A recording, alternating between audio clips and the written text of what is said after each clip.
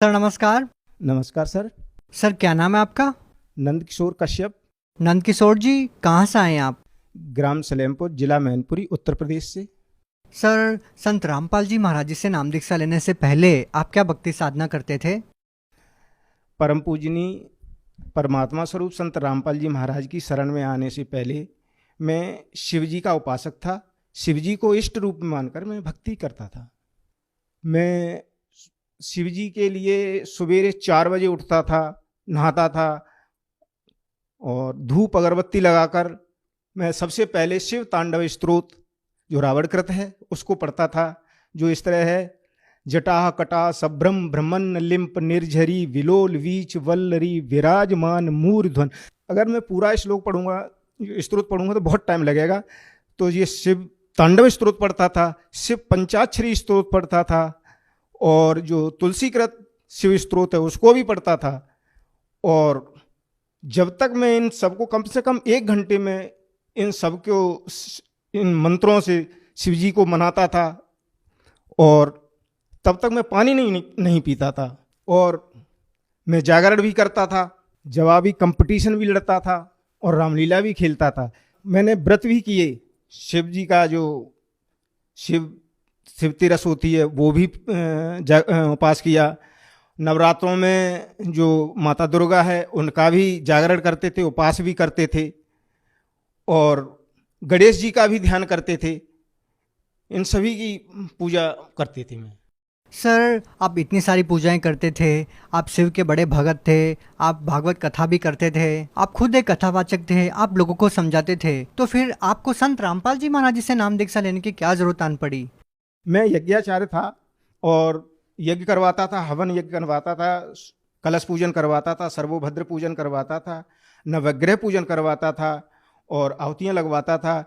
लेकिन इन सबको कराने के बाद भी मेरे मन में शांति नहीं होती थी और मुझे ये नहीं पता था कि मैं जो कर रहा हूँ वो सही कर रहा हूँ या नहीं कर रहा हूँ। इसलिए मैं संत रामपाल जी महाराज की शरण में आया। सर आपके अंदर जो व्याकुलता थी, आपके अंदर जो परमात्मा पाने की चाह थी, तो क्या संत रामपाल जी महाराज जी से नाम दीक्षा लेने के बाद आपकी जो व्याकुलता भगवान पाने को थी, क्या आपको भगवान की, परमात्मा की प्राप्ति हुई? सर जी, जो मैं यज्ञ करवाता था, हवन यज्ञ करवाता था, तो हवन यज्ञ करवाने के बाद भी मेरे मन में व्याकुलता रहती थी, अशांति बनी रहती थी। और जो लोग करते थे, हवन करते थे, वो मुझसे पूछते थे कि आपने जो हवन करवाया है इससे मुझे कुछ फ़ायदा नहीं मिल रहा है। तो मैं कह देता था कि आप महामृत्युंजय मंत्र का 1 लाख बार पाठ करा दो, उससे आपको निश्चित फ़ायदा मिल जाएगा। जब 1 लाख बार महामृत्युंजय पाठ करवा दिया तो फिर कहते कि अभी नहीं, मेरी कामना पूरी नहीं हुई, जिसके लिए मैंने करवाया वो पूरा नहीं हुआ है। तो कहते थे तो और करवा लो, 2 लाख बार करवा लो। लेकिन ये सब करवा रहे थे और मुझे इस चीज़ का ज्ञान ही नहीं था कि ये दुनिया क्या कर रही है, मैं क्या कर रहा हूँ। तो मैं इससे बहुत परेशान हो गया भगत जी, सर जी। तो फिर मुझे ये पुस्तक मिली ज्ञान, इससे कुछ लाभ नहीं मिल रहा था और जब लाभ नहीं मिला तो क्वेश्चन भी नहीं मिले, तो मुझे एक ज्ञान गंगा पुस्तक मिली।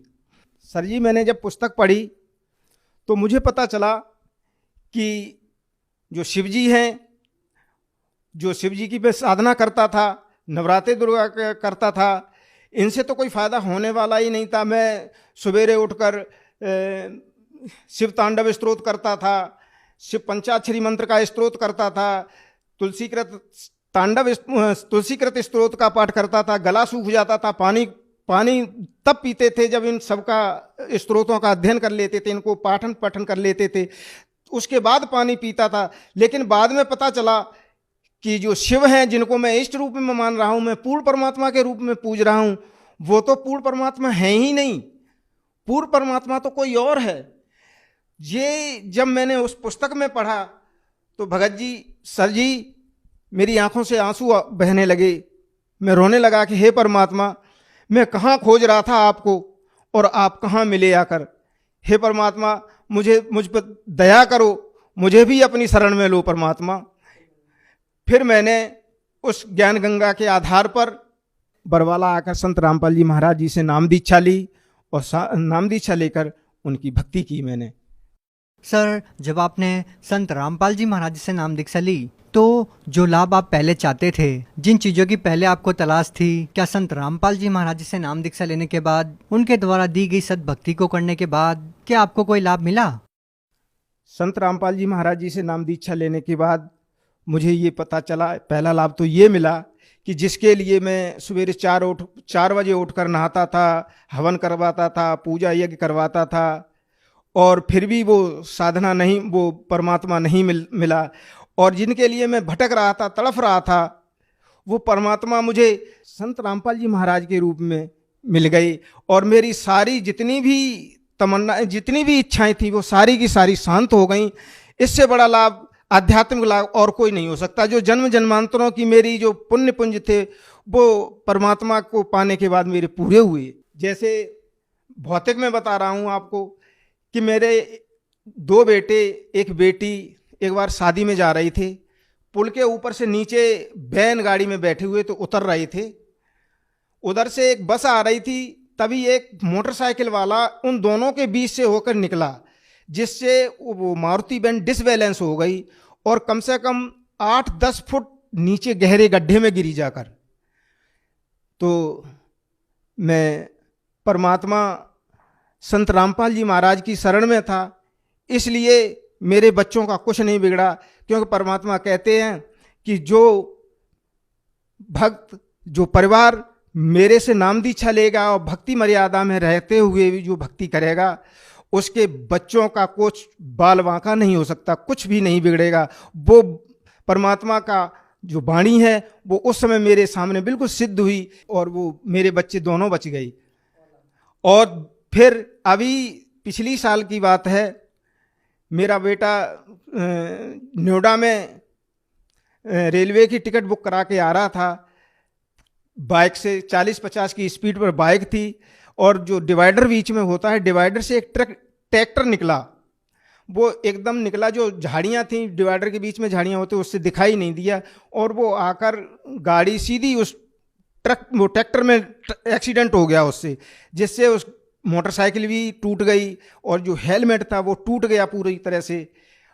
करीब 3 घंटे बेहोश रहा मेरा बेटा, वहाँ से पता नहीं किसने उसने हॉस्पिटल पहुँचाया। हॉस्पिटल के बाद वहाँ से उसने फ़ोन किया कि मेरा एक्सीडेंट हो गया है, और देखिए परमात्मा की कृपा, वो संत रामपाल जी महाराज की कृपा, कि मेरे बेटे का सिर्फ एक कान में चोट लगी थी, और हाथ में चोट लगी थी, और पैर में थोड़ी सी चोट लगी थी।